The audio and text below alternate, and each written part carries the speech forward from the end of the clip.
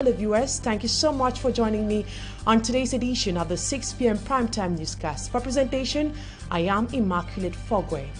Business activities got disrupted at the New Dado market in Douala after a vacuum truck transporting feces accidentally emptied its content on traders and their goods. The traders say 2 days after the incident, they are expressing grave concerns about their health, given that they are exposed to all sorts of waterborne and airborne diseases. And 3 days into the 2023-2024 academic year, several pupils in the west region of Cameroon are yet to get into their classroom. This is the case of a government school, Bamecha, a locality in the Upper Plateau Division, the west region, where teachers are expressing concerns about the low attendance of pupils in classrooms during this new academic year. They are blaming parents for preferring to take their kids to the farm rather than to their classrooms. Those are major stories. Stay with us for details and more.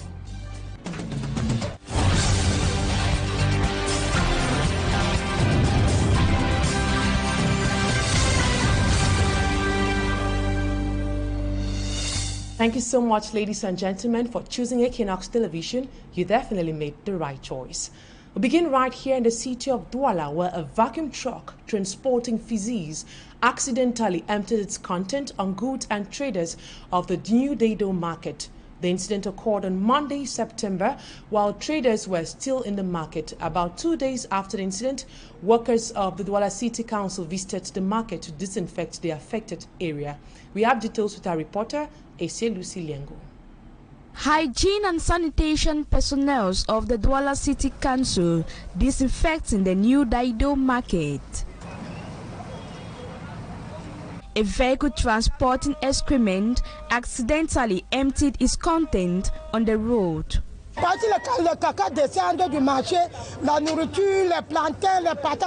The incident occurred on Monday, September 4th, in the presence of some traders who were selling along the road. The feces poured everywhere here, as you can see. We know the road is bad, but the pipe wasn't closed. It was open, and that's the reason why the feces had to pour out.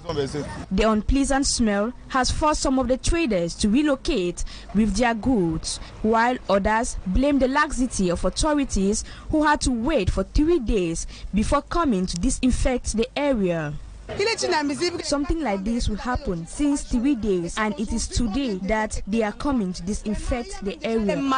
Meantime, hygiene and sanitation personnel say the action is to prevent the spread of diseases and protect the population's health. C'est une action de nettoyage et d'assainissement de la zone. The action is to clean and disinfect the area to avoid the spread of cholera or waterborne diseases. Qui peuvent générer par des eaux usées. Though the area has been disinfected, traders of the New Dado market say they are praying for heavy rains to wash away the feces. And on to something else. What happened to the French deputy consul in Douala? How did he die? Did he actually commit suicide? These are the many more questions remain unanswered close to 3 weeks after the Embassy of France in Cameroon confirmed his death. Our reporter Babla Jonathan went finding answers to those questions at the Consulate General of France in Douala, and he now reports. The death of the Deputy Consul General of France in Cameroon, Christian André Marie Oué, remains a mystery.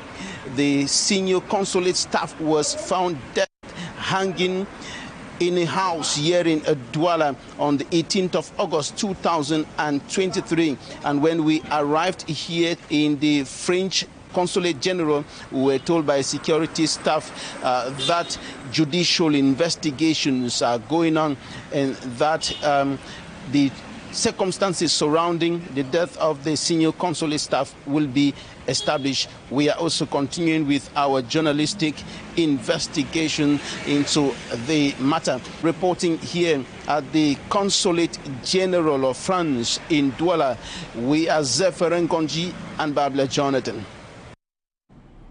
And now to a back-to-school page. School administrators and teachers of some schools in Bamichicha, a locality in the Upper Plateau division of the West region, are disturbed about the timid turnout of students on day one of school resumption. Teachers have blamed the poor attendance on the fact that most parents prefer taking their children to the farm rather than bringing them to school. The teachers are reminding parents that classes are effective even on day one of school resumption. Details to our reporter, Mala Glory.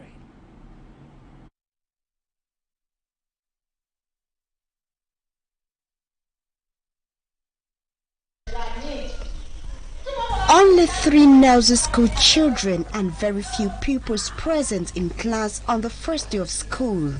The number doesn't matter, lessons must go on.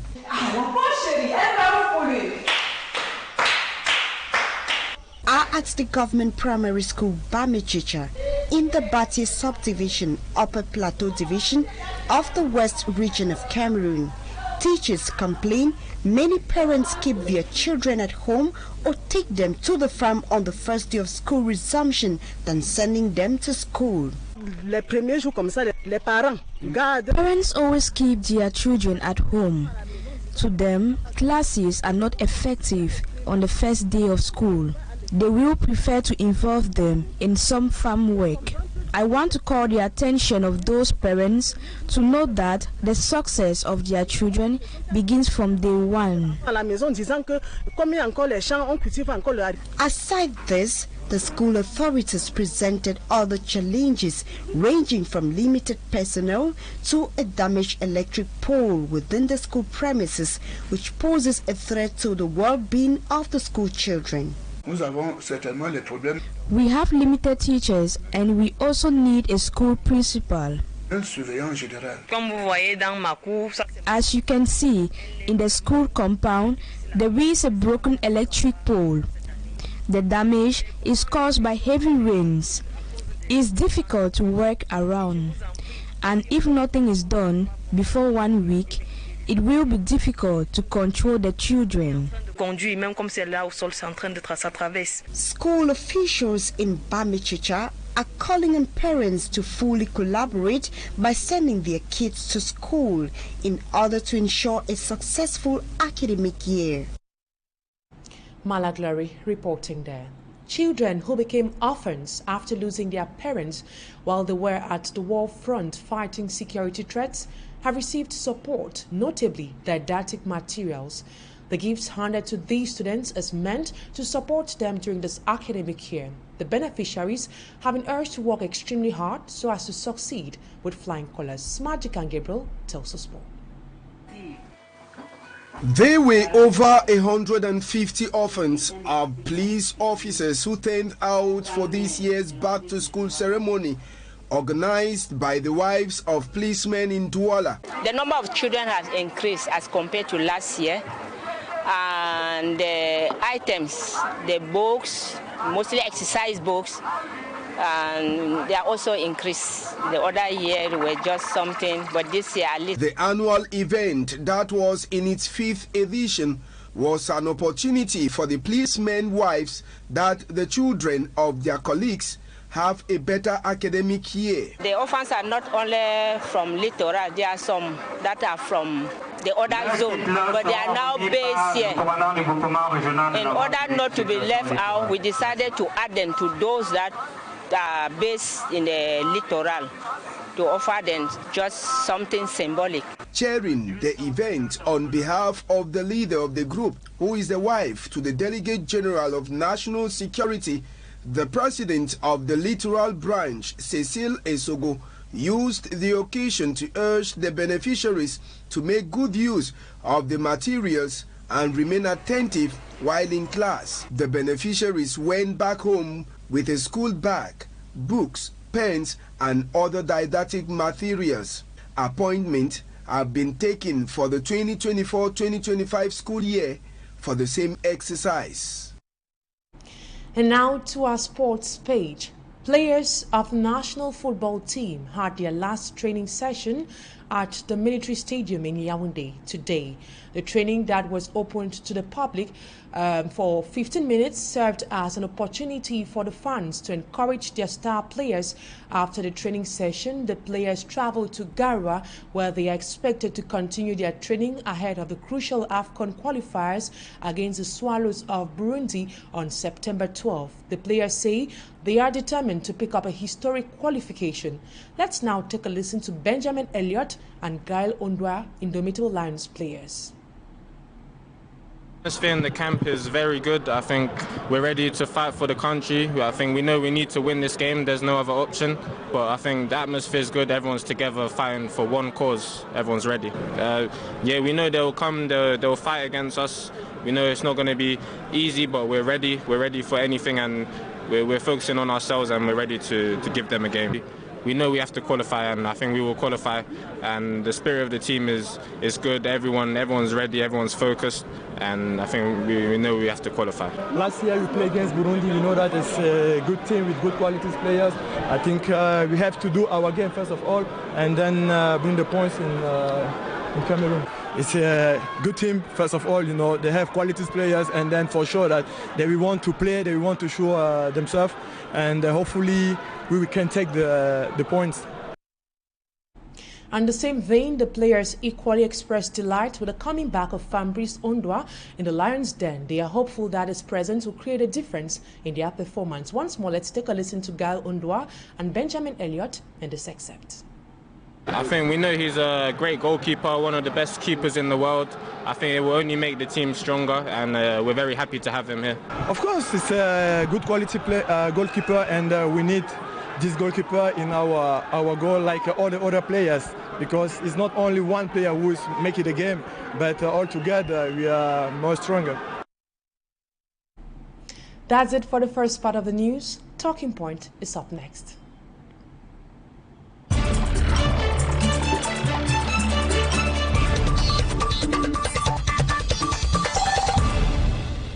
Once more, good evening, and thank you so much for staying with us on today's edition of Talking Point. Today, I'll be receiving a civil society activist. He's no other person than Dium Emmanuel, and we'll be talking about the over 6-year-old armed conflict and how it has affected back to school in the northwest and southwest regions.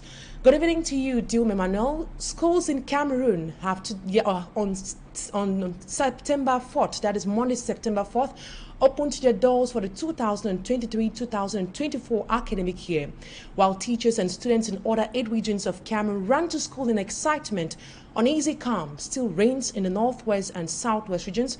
Reports of 2 headmasters and a student being killed.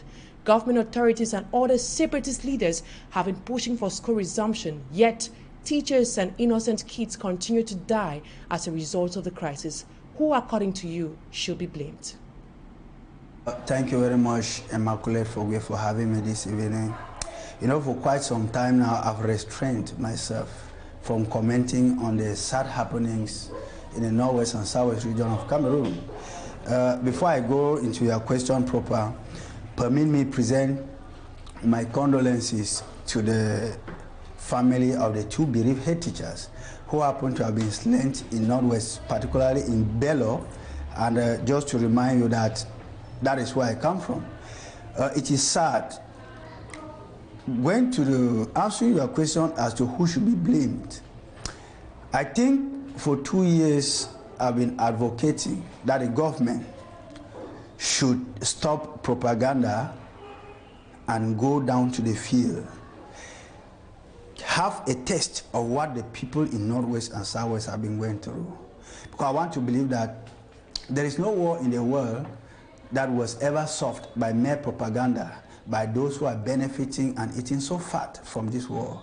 2 people are to be blamed here, but 1 person carries the lion's share of the blame, and that person is the government, because they have everything it takes to quell down this problem. They have every solution to the Anglophone crisis or the war, call it anything way you like it. But they have taken the solutions to this war, they have put them in their cupboards in Yaoundé. They are sitting on the solutions, yet people keep dying on the field. The second people whom I don't really care about, but I care about the danger that they pose to the society, are the Amber boys, who whom they have left from liberators to become permanent predators.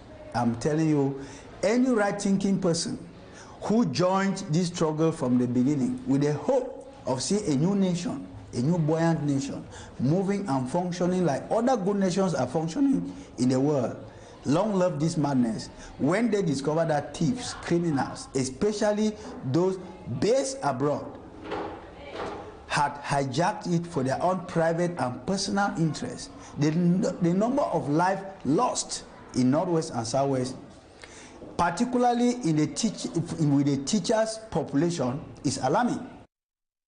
Dilmi Manuel, we have heard about the creation of vigilante committees in both regions, that is in the Northwest and Southwest regions. Can you say this can or adequately end the crisis in the Northwest and Southwest region? Is it a better measure done by the government? Some of these so-called vigilante groups that you are talking are criminals. We should be telling them every day. These are some people, they will come and tell us they are repentant amber. And like I've been saying, and I will keep repeating, there is nothing in Norway and Southwest like repentant amber. You only switch from one camp to offer services to another camp. You cannot cause the only repentant amber in Norway and Southwest is somebody who dropped the gun and disappeared to an unknown destination. And to even think that some of them, like I saw in the news the other day, were given new motorbikes and rain boots to combat their brothers of yesterday who were in the same camp. How do we call hypocrisy? What is the definition of witchcraft if you cannot take it from this action? Do we need the Webster's dictionary again to define failure on the part of our government? How do you take people who are already used to blood, who are already used to raping? What have you done to make sure that you have reshaped their psychology so that such bad ideas that were already very much seated and implanted in them are uprooted, immaculate? You give them materials to go back and fight their own brothers. One thing I've often said that the Anglophone war will take a long time is that the war is more in the spirit. Even those who are not fighting, who are not in the bushes, and are seeing the kind of measures that the government is taking, are fighting this war in their spirit. And another thing is that if this war, Cameroon government was fighting with a foreign country, Cameroon government would have been on the winning side. But it's unfortunate for those who are following Equinoxe this evening, particularly the ministers in Yaoundé, take this message right to your conscience. No war fought between brothers ever ended up with a winner. You will all end up as losers. Amber boys will lose because they are criminals. They have taken a different turn. They now rape our mothers, rape our sisters, steal goods and all the likes. Yaoundé will lose because they have taken all the state resources to buy ammo cars that are not manufactured in Cameroon. AK-47s, I don't know a factory or industry in Cameroon where those things are manufactured. Yet, I was in Kumba the other day, I saw about ammo cars littered everywhere like yellow taxis. And I was asking myself, where is the regime of Mr. Biya taking this country to? Now, has the government done much to protect institutions, teachers and students in these regions? What is the guarantee that a teacher should go out and teach in Northwest and Southwest without any proper security? Whereas the SGOs, the GOs, the governors have full brim security. What has been the impact of the GO, the SGO, the governor, to the common man in Boyo, to the common man in Mujang, to that common man in Talangaye? We don't feel their impact, but we feel the impact of the teacher every day. Yet, the teacher has been abandoned to his own mercy. We are asking, is this how the President of the Republic promised Cameroonians in 1982 that he was going to take Cameroon a step forward? And of course, it is unfortunate that he has taken Cameroon miles backward. And now, since the beginning of the crisis, separatist leaders have declared Monday a ghost town day. Do you think it was safe for these parents to defy such a day by sending their children to school, given that education is very important? I am not sure that you seated here can pass in a commercial avenue in Bamenda on Monday. I'm not sure. I've been there. You know, I'm a daring person. But that's the only thing I've not been able to dare in Norwest, the ghost town day. I can assure you, and I can show you that in Bamenda on a Monday, everybody, even flies that do not have telephones, are aware that it's a day that they don't fly anyhow. How then do you ask people to defy a ghost town day that even the military top officials, the government top officials of that region respect it to the letter? They respect it as almost like the Bible. And then you ask the common man, even those moving with armor cars still respect goes down. So it's out of place to think that the people should defy it. One thing I want to say is that, still linked to the killing of the 2 head teachers in Northwest, this message is going directly to the civil servants in Northwest and Southwest. It is better to live as a poor farmer than to die fighting for a massacre. I repeat, it is better to live as a poor farmer than to die fighting to protect or to defend a massacre number.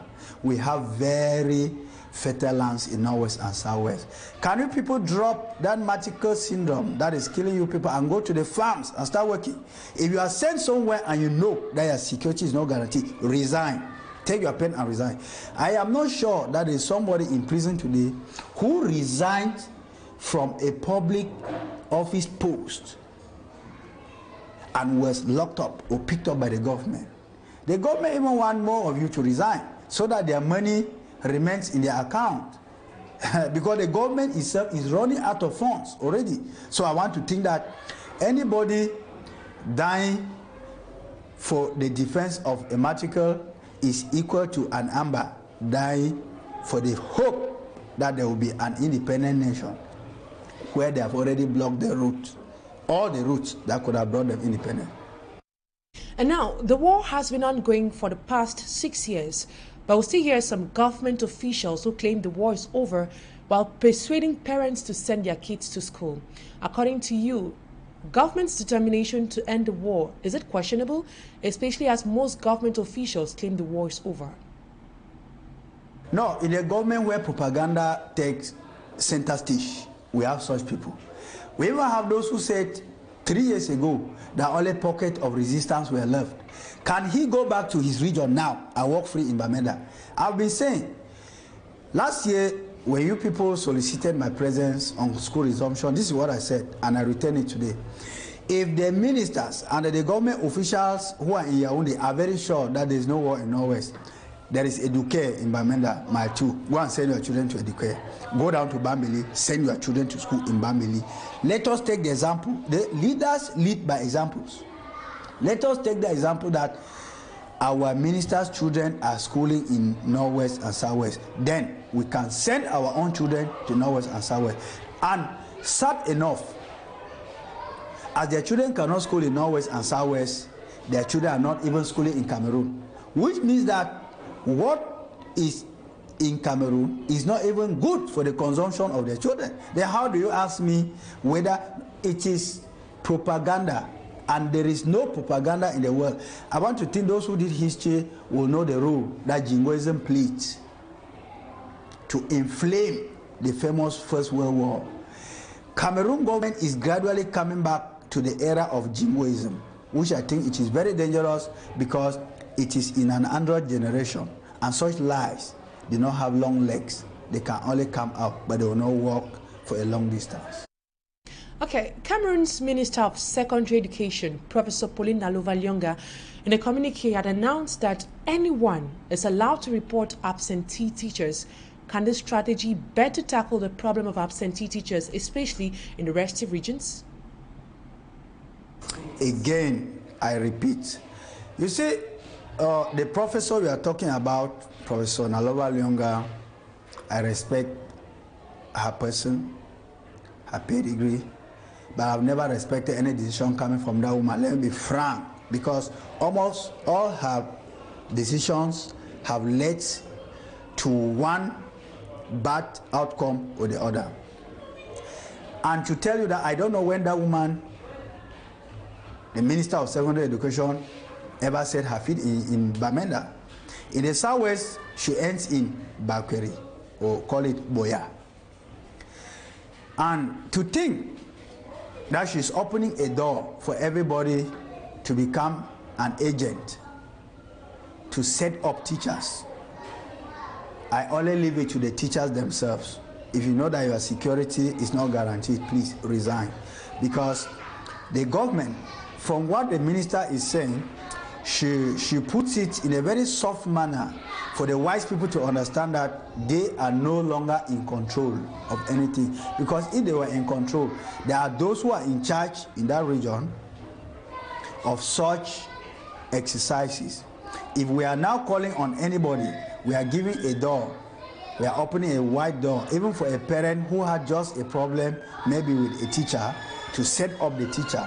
I know of many who went for 2 years without salary, simply because they were complaining. I know of a teacher in Dunga Mantum who ran away because Amber burned down all his documents.